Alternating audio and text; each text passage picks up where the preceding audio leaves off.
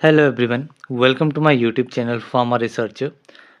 आज की ये वीडियो हमारी रेलवे फार्मासिस्ट एग्ज़ाम प्रिपरेशन के रिगार्डिंग है, जो कि एग्ज़ाम आपका 246 different post all over India conduct हो रहा है। एंड ये एग्ज़ाम आपका अप्रैल 28 से लेकर के 30 अप्रैल के बीच में कंडक्ट होने वाला है।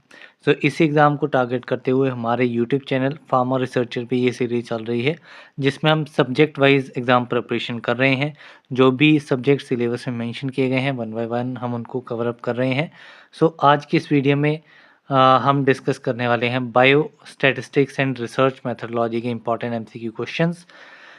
ये आपकी वीडियो नंबर 24 रहेगी। इससे पहले हमने 23 वीडियोस कवर अप कर ली हैं, मींस 23 डिफरेंट सब्जेक्ट्स को कवर अप कर लिया है। जो यहाँ पे आपको ग्रीन हाइलाइटेड बॉक्स में सब्जेक्ट्स दिख रहे हैं, ये सारे हमने कवर अप कर लिए हैं।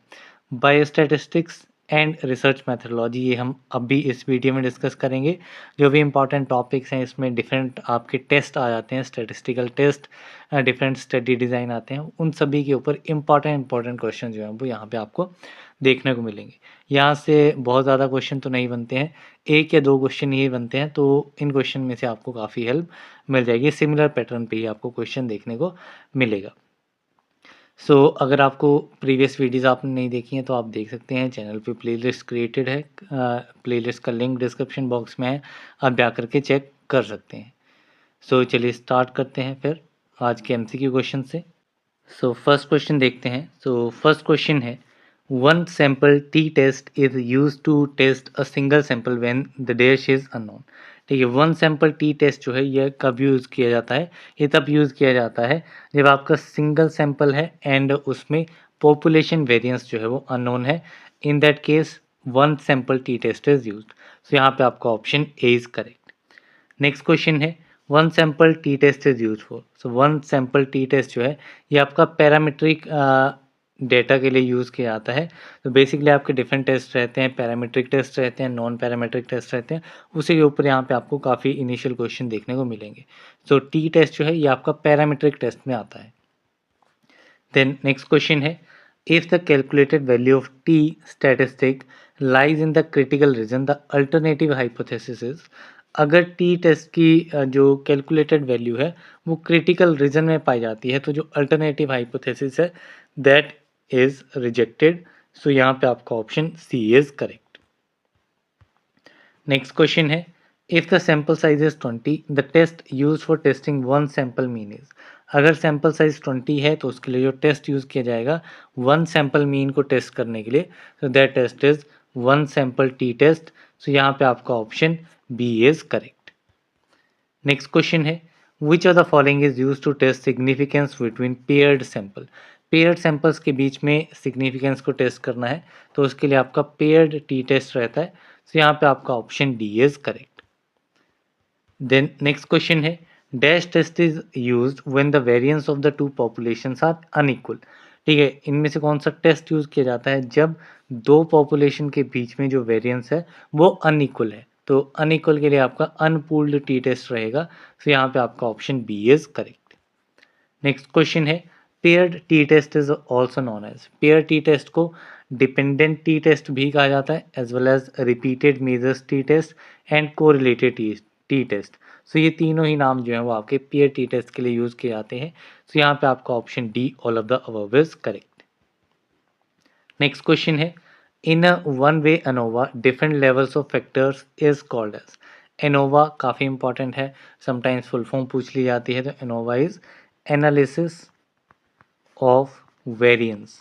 ANOVA is analysis of variance. One way ANOVA में डिफरेंट लेवल ऑफ फैक्टर्स जो हैं वो यूज़ किए जाते हैं। In different level of factors को कहा जाता है ट्रीटमेंट। यहाँ पे आपका option A is correct. Next question है, a statistical test use to compare two और more groups means is known as. एक ऐसा स्टैटिस्टिकल टेस्ट जो कि दो या फिर दो से ज़्यादा ग्रुप्स मीन्स को कंपेयर करने के लिए यूज़ किया जाता है, that test is one way analysis of variance, that is one way ANOVA. ये आप याद रख सकते हैं, जब दो या फिर दो से ज़्यादा ग्रुप्स को आपको मेज़र करना है उनके मीन्स को, तो उसके लिए आपका ANOVA one way ANOVA test जो है वो यूज़ होता है। नेक्स्ट क्वेश्चन है, one way ANOVA is extension of dash to more than 2 groups.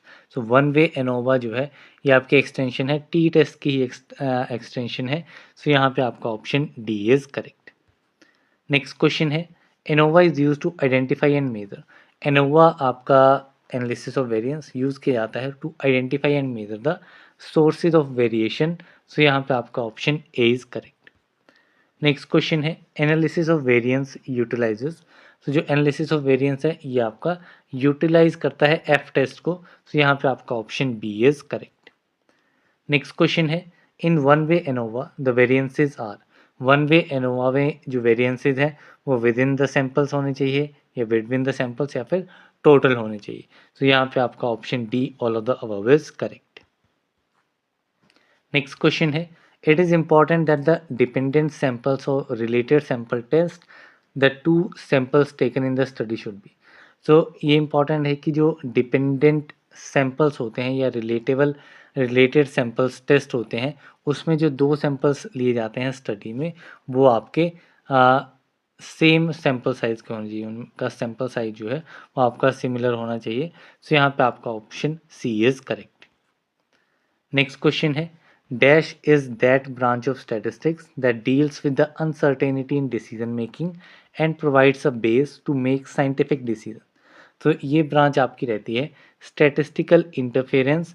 ये आपकी स्टैटिस्टिक्स की ब्रांच है जो किसके साथ डील करती है, तो ये डील करती है डिसीजन मेकिंग में जो अनसर्टेनिटी आती है उसके साथ डील करती है एंड एक बेस प्रोवाइड करती है किसी भी साइंटिफिक डिसीजन को बनाने के लिए।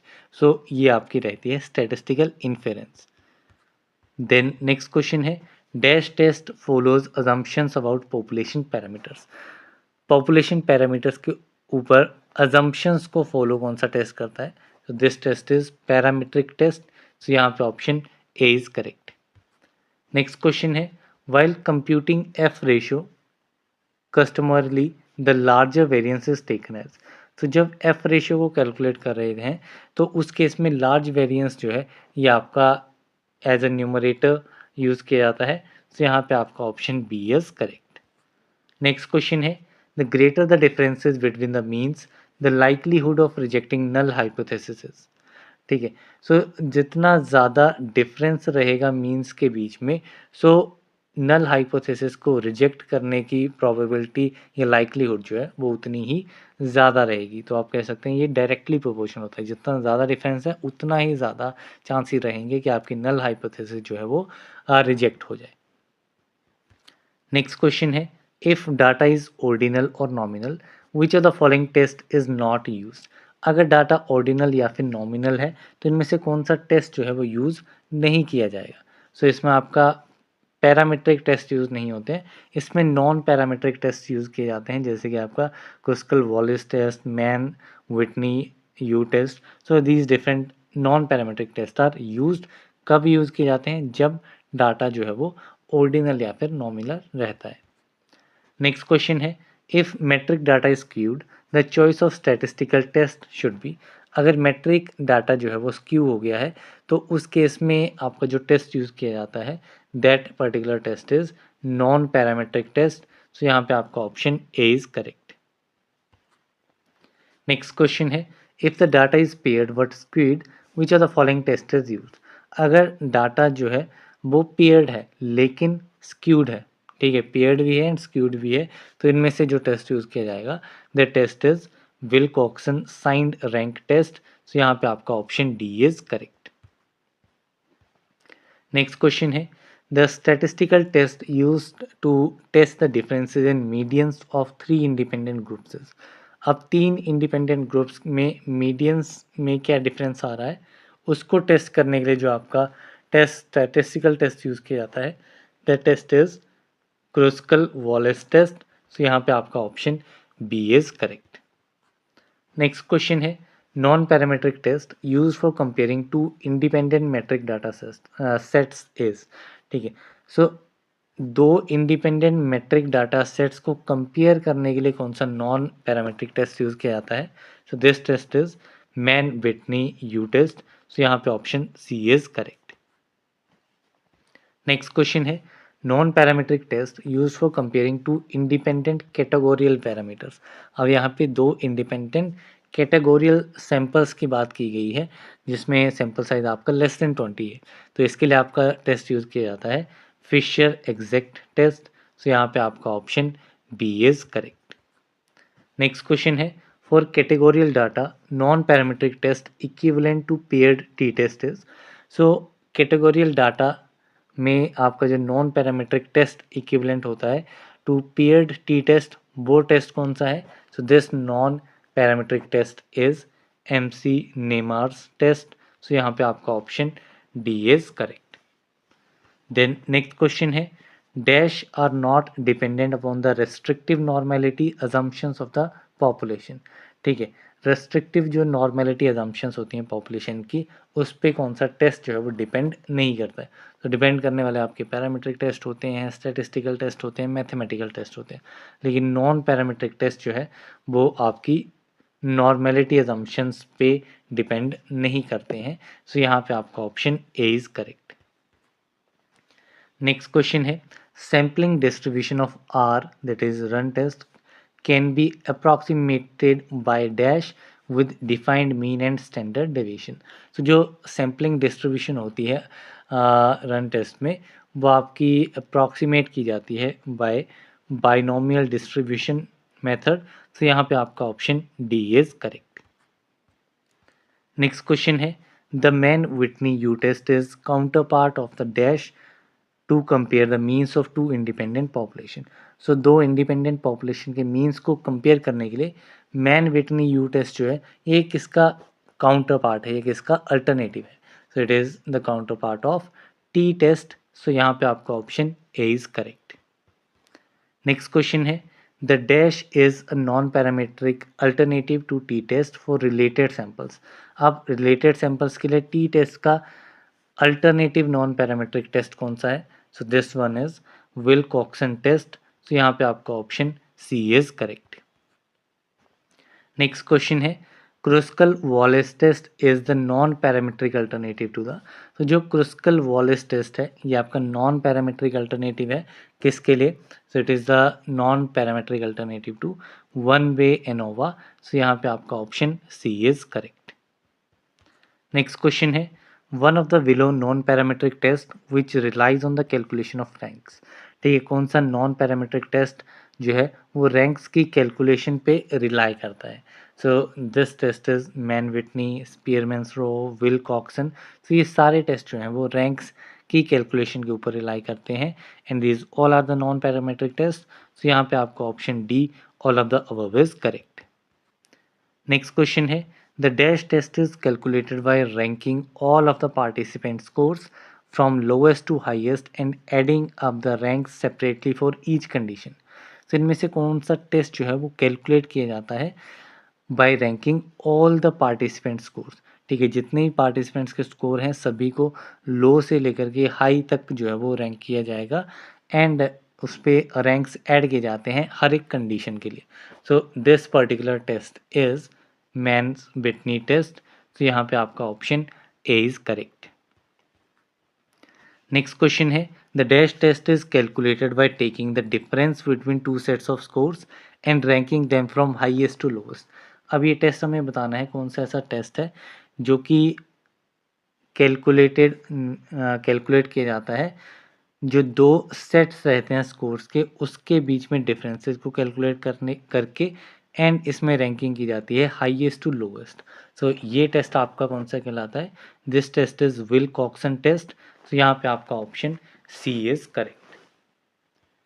देन नेक्स्ट क्वेश्चन है what is the formula for Kruskal Wallis based upon. So Kruskal Wallis भी आपका नॉन पैरामीट्रिक टेस्ट है एंड इसका फॉर्मूला जो है वो किसके ऊपर बेस रहता है? So its formula is based on the ranks. So यहाँ पे आपका option A is correct. Then next question है what statistic is used to check the significance of the Kruskal Wallis test. Kruskal Wallis test को signify करने के लिए क्या चीज़, कौन सी स्टैटिस्टिक्स जो है वो यूज़ की जाती है सिग्निफिकेंस को चेक करने के लिए? सो इसके लिए काई स्क्वायर टेस्ट जो है वो आपका यूज़ होता है। सो यहाँ पे आपका option D is correct. Next question है which are the following test would you use to access whether there is a significant difference between the mean ranks of two condition. ठीक, कौन सा टेस्ट यूज़ किया जाएगा ये देखने के लिए कि जो आपका सिग्निफिकेंट डिफरेंस आ रहा है दो कंडीशंस के मीन रैंक्स के बीच में, तो उसको टेस्ट करने के लिए कौन सा टेस्ट यूज़ किया जाता है। So this test is Wilcoxon test. So यहाँ पे आपका option A is correct.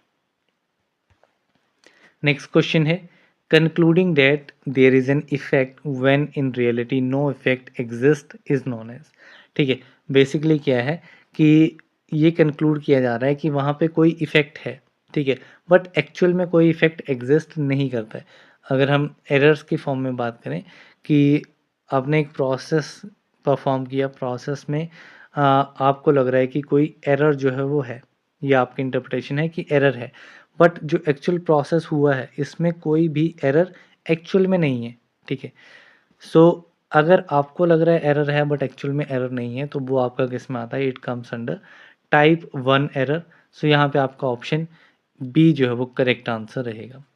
Then next question है the probability of failing to detect an effect when one exist is known as. अब ये ऑपोजिट हो गया जो हमने प्रीवियस क्वेश्चन देखा था कि वहाँ पे क्या था कि हमें लग रहा था कि एरर है बट एक्चुअल में एरर नहीं था, तो वो आपका टाइप 1 में आ गया। अब हमें लग रहा है एरर नहीं है, मीन्स हमने डिटेक्ट नहीं कर पाए हैं हम एरर को, बट एक्चुअल में एरर है। ठीक है, सो वो आपका आएगा टाइप 2 एरर में। सो यहाँ पे आपका option D is correct. Next question है the probability of type 2 error is denoted by. So जो टाइप 2 एरर्स की प्रोबेबिलिटी होती है उसको डिनोट किया जाता है बाय बीटा। सो यहाँ पे आपका option C is correct. Next question है which are the following alpha would be associated with the greatest statistical power. तो जितनी ज़्यादा वैल्यू रहेगी अल्फा की उतना ही ग्रेटेस्ट जो है वो स्टैटिस्टिकल पावर रहेगी। तो यहाँ पे आप वैल्यूज़ को देखेंगे 0.05 है, 0.1 है, 0.01, 0.025। तो 0.1 जो है it will be having the greatest statistical power. So यहाँ पे आपका option B is correct. Next question है dash is defined as a probability of rejecting the null hypothesis given that it is false. ठीक है, अब ये आपकी कहलाती है पावर। ठीक है, power is defined as a probability of rejecting, power means जो नल हाइपोथेसिस है उसको रिजेक्ट करने की प्रोबेबिलिटी को डिफाइन करता है कि जो आपकी नल हाइपोथेसिस है वो फॉल्स है। तो this is power. Next question है the sample size required to reject or accept a study dash is determined by the power of the test. तो जो सैंपल साइज रिक्वायर्ड रहता है स्टडी को रिजेक्ट या फिर एक्सेप्ट करने की, स्टडी की जो हाइपोथेसिस है उसको रिजेक्ट या फिर एक्सेप्ट करने के लिए वो डिटरमाइन किया जाता है किससे, by the power of the test. Then next question है which words best describes the writing style that should be used in research reports.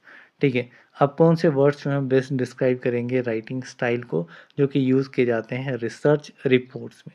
सो ये आपका वर्ड इसमें रहेंगे ऑब्जेक्टिव एंड डिटैच्ड।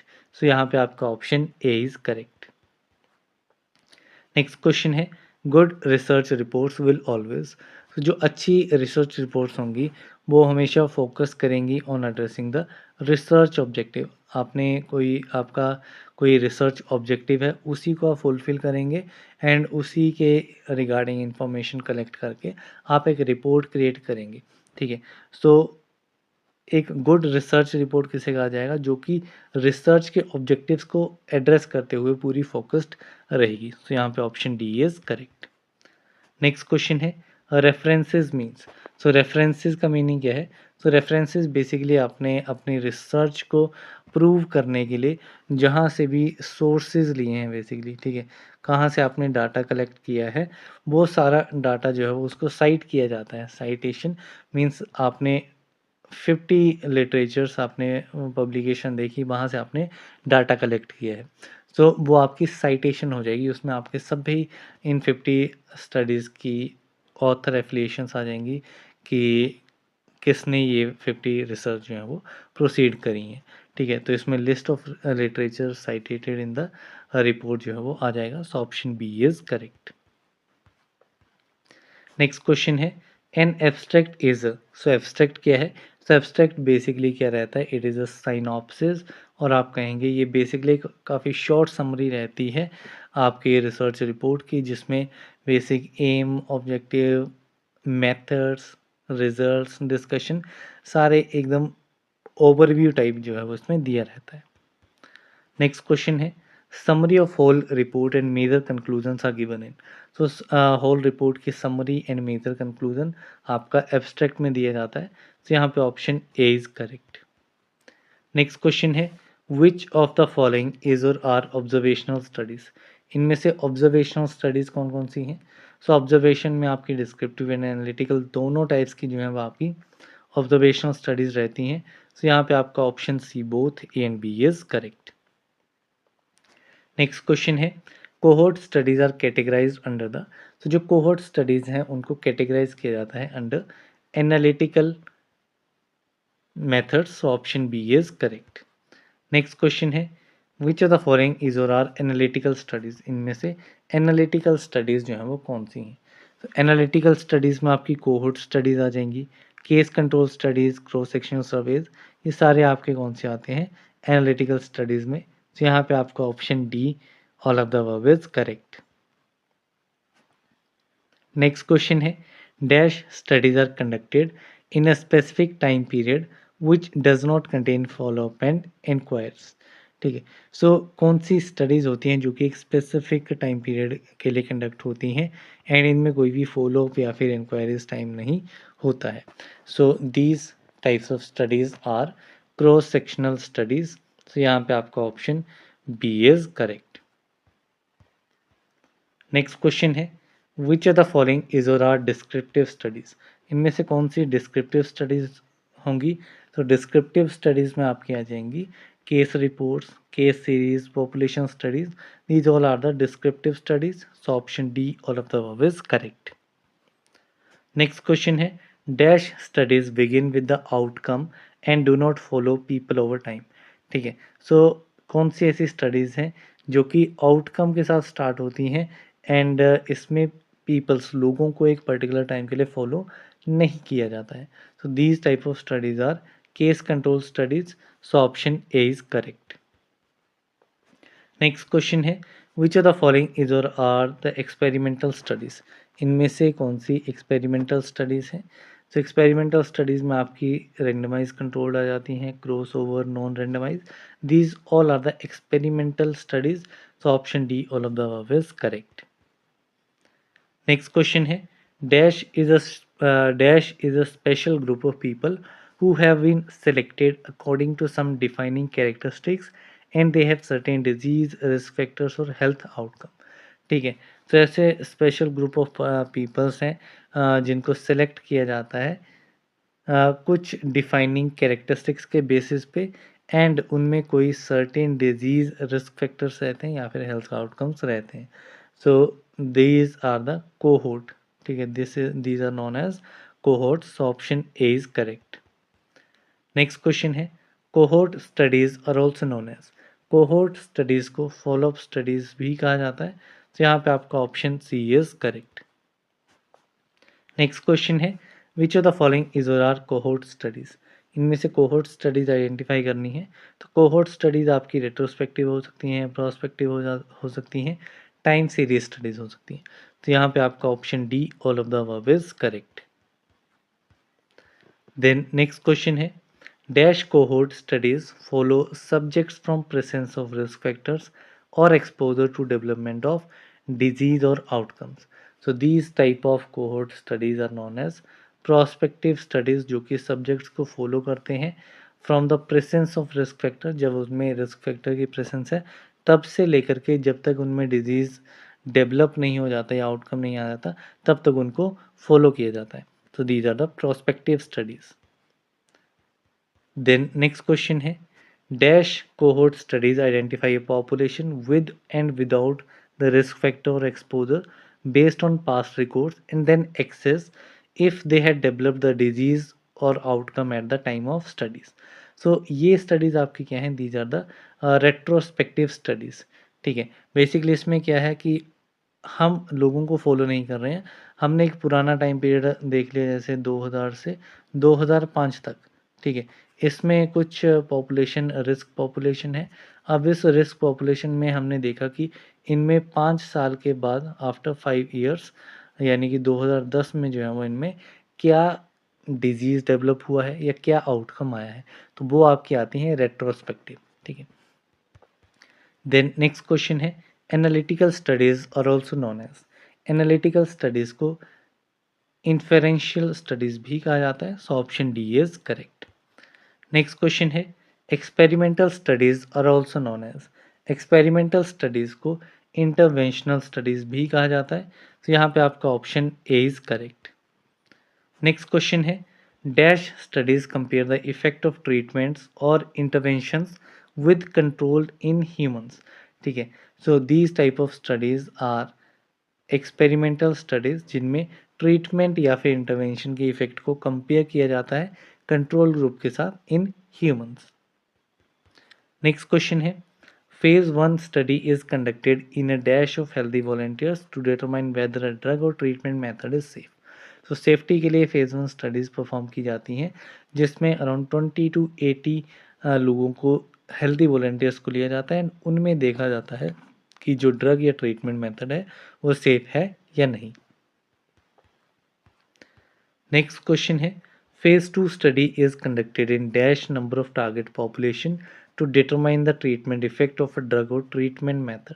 तो फेज 2 स्टडीज़ जो कि कंडक्ट की जाती हैं अराउंड 75 टू 300 पीपल्स के बीच में, ठीक है।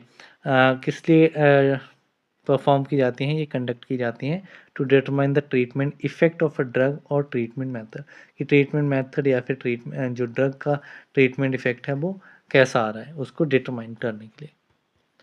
नेक्स्ट क्वेश्चन है phase 3 studies conducted on dash patients to determine whether the new drug is better than the standard of drug, ठीक है। फेज 3 स्टडीज जो हैं वो आपकी कंडक्ट की जाती हैं अराउंड 1000 टू 3000 पेशेंट्स, ये डिटरमाइन करने के लिए कि जो न्यू ड्रग्स हैं वो स्टैंडर्ड ड्रग यानी कि ऑलरेडी जो अवेलेबल ड्रग है उससे बेटर है या नहीं है। नेक्स्ट क्वेश्चन है phase 0 study is conducted in dash number of peoples. जो फेज 0 स्टडीज़ रहती हैं ये आपकी कंडक्ट की जाती हैं लेस देन 15 पेशेंट्स के ऊपर, ठीक है। काफ़ी लो नंबर ऑफ पेशेंट्स पे इनको परफॉर्म किया जाता है, तो यहाँ पे आपका option D is correct. Next question है dash studies done in order to reveal that a drug is not only safe and effective but also has better and less adverse effects than standard treatment.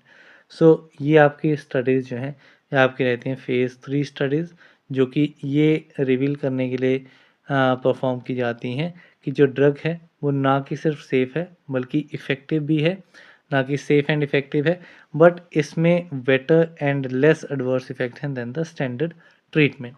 तो ये आपकी phase 3 में आएंगी। Next question है dash are called as post marketing product surveillance studies which are conducted on patients in daily life. तो जो daily life में patients उन ड्रग्स को यूज़ कर रहे हैं उसमें आपकी जो post marketing product surveillance studies हैं वो आपकी रहती हैं फेज़ 4 स्टडीज़। तो यहाँ पे आपका option D is correct. Next question है dash involve randomizing subject with similar characteristics to two और मल्टीपल ग्रुप्स, ठीक है। सो इसमें ये आपके रहते हैं रेंडमाइज कंट्रोल ट्रायल्स। बेसिकली जहाँ पे रेंडमाइजेशन की रहेगी वो आपके रेंडमाइज कंट्रोल ट्रायल्स होते हैं, ठीक है। सो इसमें रेंडमाइजेशन की जाती है सब्जेक्ट्स की। आपके दो ग्रुप बना दिए ए एंड बी, ठीक है। आपके पास 100 पॉपुलेशन है, रैंडमली पीपल्स को डिस्ट्रीब्यूट कर दिया ए एंड बी दो कोहोर्ट्स में एंड देन इनमें कंपेयर किया after giving the treatment and placebo. Next question है the dash involve an approach to selecting controls without randomization, ठीक है। अब इसमें बिना रेंडमाइजेशन किए कंट्रोल्स को सेलेक्ट करने के लिए स्पेसिफिक अप्रोच जो है वो यूज़ की जाती है। So these type of studies are non randomize control trials, so option B is correct. Next question है in dash study design there are two groups who undergoes the same intervention or experiment at same note, at different time periods of the study. ठीक है, different time period पे दो groups जो हैं, दो study groups जो हैं वो सेम इंटरवेंशन या फिर एक्सपेरिमेंट आर्म में जाते हैं। सो ये आपकी स्टडी डिज़ाइन हो जाती है क्रॉस ओवर ट्रायल्स। ठीक है, सो रैंडमाइजेशन में हमने क्या देखा कि पेशेंट्स को रैंडमाइज किया जा रहा है दो ग्रुप्स में। नॉन रैंडमाइज में क्या है, इसमें जो आपका कंट्रोल ग्रुप है उसको एक पर्टिकुलर मेथड के थ्रू जो है वो सिलेक्ट किया जा रहा है बिना किसी रैंडमाइजेशन के। क्रॉस ओवर ट्रायल्स में हमने क्या देखा कि दो ग्रुप्स हैं वो सेम इंटरवेंशन में जा रहे हैं लेकिन डिफरेंट टाइम इंटरवल पे जा रहे हैं। ठीक है, देन नेक्स्ट क्वेश्चन है, a dash study design is adopted when the researcher wishes to test two different drugs with independent effects on the same population। ठीक है, सो ये जो आपका स्टडी डिज़ाइन रहेगा this one is factorial trial study design. ये adopt किया जाता है जब रिसर्चर जो है वो टेस्ट करना चाहता है दो डिफरेंट ड्रग्स को with independent effect on the same population पे दो अलग डिफरेंट इंटरवेंशंस को उसको टेस्ट करना है, तो उसके लिए आपका फैक्टोरियल ट्रायल्स जो हैं वो परफॉर्म किए जाते हैं। नेक्स्ट क्वेश्चन है, dash are also known as cluster randomize trials. Cluster randomize trials आपके रहते हैं community trials. So option B is correct. Next question है, dash involve group of individuals with and without disease who are assign to different intervention और experimental groups. ठीक है, सो ये आपके कौन से ट्रायल्स रहते हैं, these are the community trials only, जिसमें ग्रुप ऑफ इंडिविजुअल को जिनमें डिजीज़ है या फिर जो विदाउट डिजीज़ है इन पेशेंट्स को डिफरेंट इंटरवेंशन या एक्सपेरिमेंटल ग्रुप्स में असाइन किया जाता है। नेक्स्ट क्वेश्चन है, in dash the subjects without the disease are placed in different preventive intervention group. ठीक है, तो ये आपके रहते हैं फील्ड ट्रायल्स। फील्ड ट्रायल्स में सब्जेक्ट्स को ऐसे सब्जेक्ट्स जिनमें डिजीज़ नहीं है उनको डिफरेंट प्रिवेंटिव इंटरवेंशन में प्लेस किया जाता है। नेक्स्ट क्वेश्चन है, dash can be defined as disruption of the relationship between two variables due to the effect of third variable. ठीक है, दो वेरिएबल्स हैं ए एंड बी, अब एक थर्ड वेरिएबल आता है सी। इसके इफेक्ट की वजह से ए और बी का जो रिलेशन है वो डिसरप्ट हो रहा है, ख़राब हो रहा है। तो ये आपका रहता है कन्फाउंडिंग। सो यहाँ पे आपका option C is correct. Next question है, dash describes that one or more of the physician, researchers, patient and data analysts do not know which treatment subjects have received। सो आपके 100 पेशेंट्स हैं, डिफरेंट सब्जेक्ट्स हैं, दो अलग अलग groups में आपको divide कर दिए हैं। ठीक है, अब ना तो पेशेंट्स को पता है, ठीक है, ना फिजिशियंस को जो उसको ट्रीटमेंट दे रहा है, ना रिसर्च जो उनको एनालाइज कर रहा है, डाटा एनालिस्ट को, किसी को अगर पता नहीं है इनमें से एक को या फिर एक से ज़्यादा लोगों को पता नहीं है कि किसको ड्रग दिया जा रहा है, किसको या कंट्रोल ग्रुप या फिर प्लेसिबो दिया जा रहा है। सो ये आपका कहलाता है ब्लाइंडिंग। इसमें आपको ओपन ब्लाइंडिंग है, मीन सभी को पता है। ठीक है, सिंगल ब्लाइंड, डबल ब्लाइंड, एक को पता है, दो को एक को नहीं पता है, दो को नहीं पता है, इस तरीके से ब्लाइंडिंग जो है वो की जाती है। नेक्स्ट क्वेश्चन है, a pie diagram is also called. Pie diagram को एंगुलर डायग्राम भी कहा जाता है। तो यहाँ पे आपका option C is correct. Next question है, टू रिप्रेजेंट टू और more factors simultaneously the following diagram is use. अगर दो या फिर दो से ज़्यादा फैक्टर्स को रिप्रेजेंट करना है साइमल्टेनियसली तो उसके लिए जो डायग्राम यूज़ की जाती है that is multiple bar diagram. So यहाँ पे आपका option B is correct. Next question है, graphical representation of frequency distribution is called. So graphical representation है किसकी, फ्रीक्वेंसी डिस्ट्रीब्यूशन की, उसे कहा जाता है हिस्टोग्राम। सो यहाँ पे आपका option A is correct. Next question है, dash plot is also known as 3D plot. 3D plot जो है ये आपका सरफेस प्लॉट को कहा जाता है।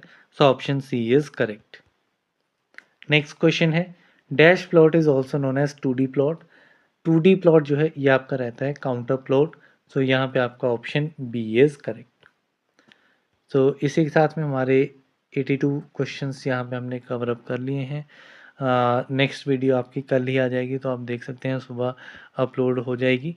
सो या so that's all for this particular video. मिलते हैं अगली वीडियो में, तब तक के लिए थैंक यू वेरी मच।